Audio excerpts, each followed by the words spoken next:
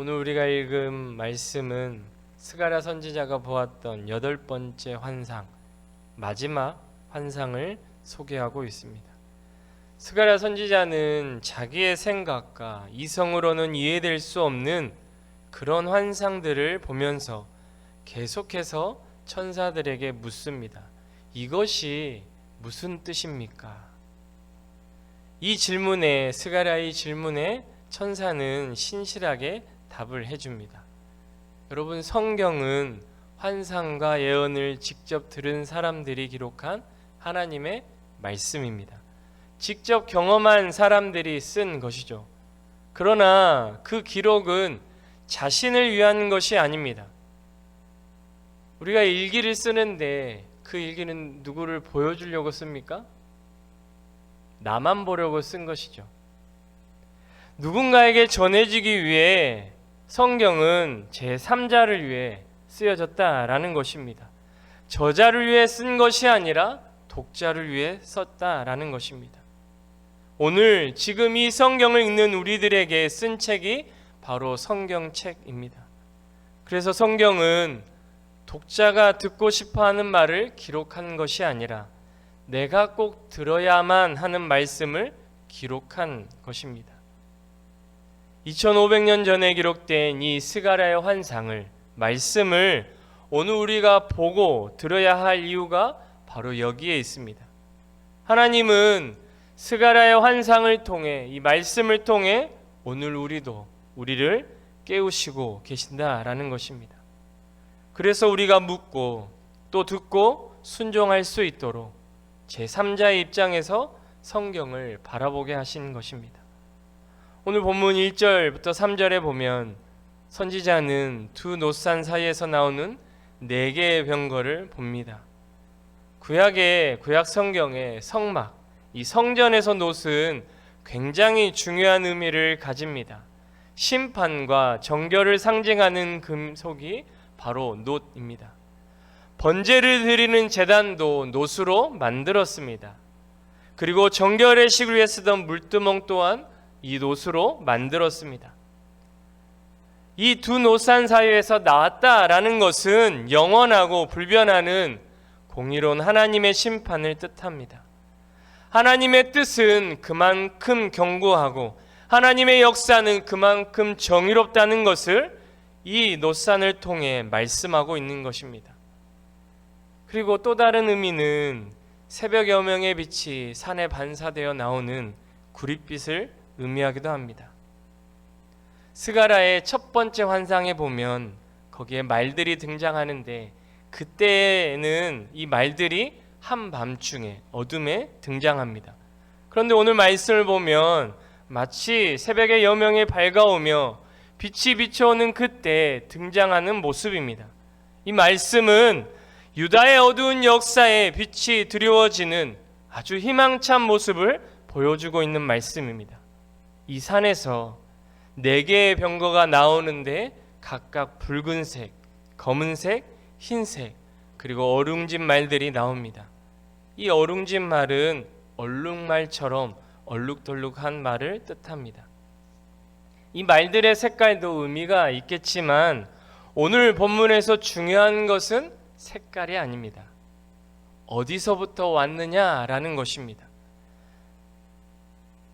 하나님의 산, 바로 하나님으로부터 나왔다라는 것이 중요합니다. 이 말들은 병거를 메고 나옵니다. 병거는 전쟁과 심판을 상징하는 도구였습니다. 4병거가 사방으로부터 나오는 모습은 하나님의 심판이 사방으로부터 온 세상에 임하는 장면을 보여줍니다. 여러 가지 색깔의 말들이 사방으로부터 나오는 이 모습을 통해서 하나님의 심판의 엄중함을 바라보게 되는 것이죠. 또 새벽 미명 가운데 등장하는 이 4병거의 행진은 하나님의 의로운 통치를 보여줍니다. 하나님께서는 모든 땅을, 온 세상을 다스리고 계시다는 것입니다. 사랑하는 성도 여러분, 하나님은 결코 이 땅을 방관하지 않으십니다. 어떤 철학자들은 하나님이 세상을 창조만 해놓고 더 이상 간섭하지 않는다라고 생각합니다. 하나님을 철저히 방관자로 여깁니다. 그냥 자연의 법칙대로 돌아가기만 해놓았다라고 생각합니다. 그러나 하나님은 방관자가 아니라 온 세상을 통치하는 통치자이십니다. 하나님은 지금도 창조 세계를 다스리시고 섭리하시며 간섭하고 계십니다. 그리고 하나님께서 작정하신 대로 그분의 선하신 뜻대로 세상을 통치하시고 인도하고 계시는 줄 믿습니다.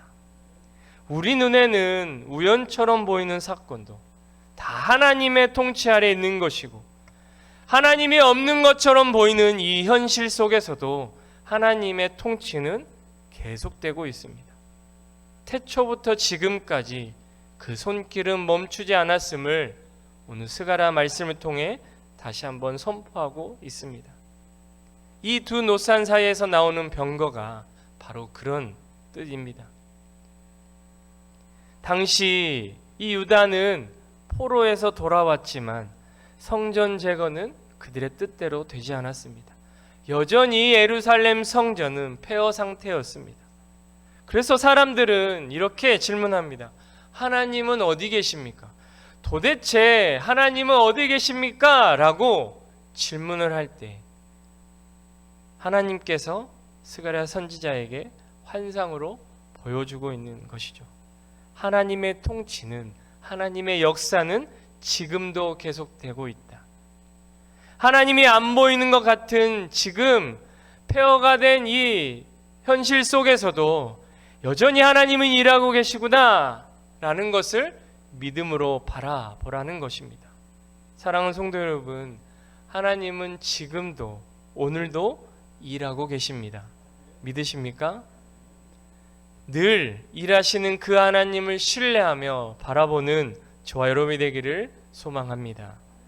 오늘 본문 4절부터 5절 우리 함께 읽겠습니다. 4절 5절입니다. 시작. 내가 내게 말하는 천사에게 물어 이르되 내 주여 이것들이 무엇이니까 하니 천사가 대답하여 이르되 이는 하늘의 내 바람인데 온 세상의 주 앞에 서 있다가 나가는 것이라 하더라. 아멘. 스가랴 선지자가 천사에게 묻습니다. 주여 이것이 무엇입니까? 그래서 스가랴의 이 질문 앞에 천사가 말합니다. 이 모든 것은 하늘의 내 바람이다. 바람은 히브리어로 루하흐인데 하나님의 영이라는 뜻도 가지고 있습니다. 온 세상의 주 앞에 있다가 보냄을 받아 나가는 하나님의 영이다 라는 것입니다. 다니엘서를 보면 다니엘이 하늘의 네 바람이 바다를 움직여서 역사를 흔드는 장면을 보았습니다. 그리고 사도 요한도 요한계시록에서 땅의 사방의 바람을 붙잡는 천사를 보았습니다. 보이지 않지만 실제로 역사하시는 하나님의 주권, 그리고 하나님의 능력, 그리고 하나님의 영, 이것이 하늘의 내 바람이다 라고 말하고 있는 것입니다. 예수님께서도 말씀하셨습니다. 바람이 임의로 불매 내가 그 소리를 들어도 어디서 와서 어디로 가는지 알지 못하나니 성령으로 난 사람도 다 그러하니라. 아멘. 여러분, 바람과 성령을 지금 연결시키고 있습니다. 성령의 역사는 인간의 계산과 통제를 넘어선다는 것입니다. 여러분, 바람이 어디서 부는지 우리가 압니까? 알지 못합니다. 우리의 계산과 우리의 생각 밖에서 온다라는 것입니다. 오직 하나님으로부터 그분의 뜻대로 오는 것이 바로 하나님의 영입니다. 오늘 환상에서의 바람도 하나님의 뜻대로 하나님이 이루시는 것, 힘과 능력이 아니라 하나님의 영으로 이루어진다는 것을 보여주고 있는 것입니다. 그래서 스가랴의 전체의 주제가 바로 이것입니다. 하나님이 하신다라는 것입니다. 하나님이 역사하고 계신다라는 것입니다. 6절부터 8절 말씀 우리 같이 읽겠습니다. 시작. 검은 말은 북쪽 땅으로 나가고 흰 말은 그 뒤를 따르고 어룽진 말은 남쪽 땅으로 나가고 건장한 말은 나가서 땅에 두루 다니고자 하니 그가 이르되 너희는 여기서 나가서 땅에 두루 다니라 하매 곧 땅에 두루 다니더라. 그가 내게 외쳐 말하여 이르되 북쪽으로 나간 자들이 북쪽에서 내 영을 쉬게 하였느니라 하더라. 아멘. 6절에 검은 말은 북쪽 땅으로 나가고, 이 말을 주목할 필요가 있습니다. 북쪽이라는 땅은 어떤 땅일까요? 이스라엘 민족에게 북쪽이라는 땅은 바벨론을 의미합니다. 그런데 하나님께서는 이 바벨론에서 북쪽에서 내 영을 쉬게 하였다라고 말씀하십니다. 이 말씀은 하나님의 공의가, 하나님의 구원이 성취되었음을 선포하고 있는 말씀입니다. 사랑하는 성도 여러분, 하나님은 악을 심판하시는 분이십니다. 악을 방관하지 않으시고 그 악을 반드시 심판하시는 분이십니다. 우리의 눈에는 여전히 악인이 형통해 보이는 것 같지만, 잘 살아가는 것처럼 보이지만, 성경에 있는 말씀대로 그들은 살았으나 죽은 자들이라고 표현하고 있습니다. 하나님의 심판은 우리가 보기에 더디게 보일지라도 그분의 의로운 공의는 반드시 임하고 누구도 피할 수 없음을 말씀합니다. 그래서 하박국 2장 3절에 하박국 선지자가 이렇게 말씀합니다. 이 묵시는 정한 때가 있나니 그 종말이 속히 이르겠고 결코 거짓되지 아니하리라. 비록 더딜지라도 기다리라. 지체되지 않고 반드시 응하리라. 아멘. 사랑하는 성도 여러분, 하나님의 말씀은 반드시 성취됩니다. 그러므로 우리는 이 불의한 세상에서 의롭게 살아갈 수 있게 되기를 바랍니다. 하나님의 말씀, 하나님의 뜻을 기준으로 우리가 살아가야 합니다. 모든 사람이 불의를 따라간다 할지라도 저와 여러분은 하나님의 뜻이, 하나님의 말씀이 기준이 되어 살아가야 되는 사람들입니다. 그렇게 살아가는 저와 여러분이 되길 바랍니다. 딴 길로 가지 않고 오직 주님의 길로 걸어가는 저와 여러분이 되길 바랍니다. 9절 말씀부터는 반전입니다. 8절까지의 내용이 환상이라면 9절부터는 전환됩니다. 구체적이고 역사적인 사건으로 다시 돌아오는 것입니다. 하나님은 바벨론에서 돌아온 헬대와 도비아와 여다야에게서 은과 금을 받아서 면류관을 만들라고 말씀하십니다. 면류관은 왕관을 의미합니다.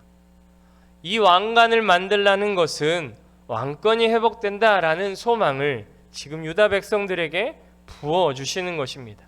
드디어 하나님의 왕권이, 하나님이 세우시는 왕이 우리에게도 돌아오는구나. 그런데 이 면류관을 제사장 여호수아의 머리에 씌우라고 말씀합니다. 이스라엘 역사와 율법 안에서 이 면류관은 오직 다윗의 후손들에게만 허락된 것입니다. 다른 사람들에게는 허락되지 않았습니다. 그리고 이 대제사장은 대제사장만의 관이 있었습니다. 그런데 지금 그 대제사장에게 왕관을 씌우라, 면류관을 씌우라고 말씀합니다.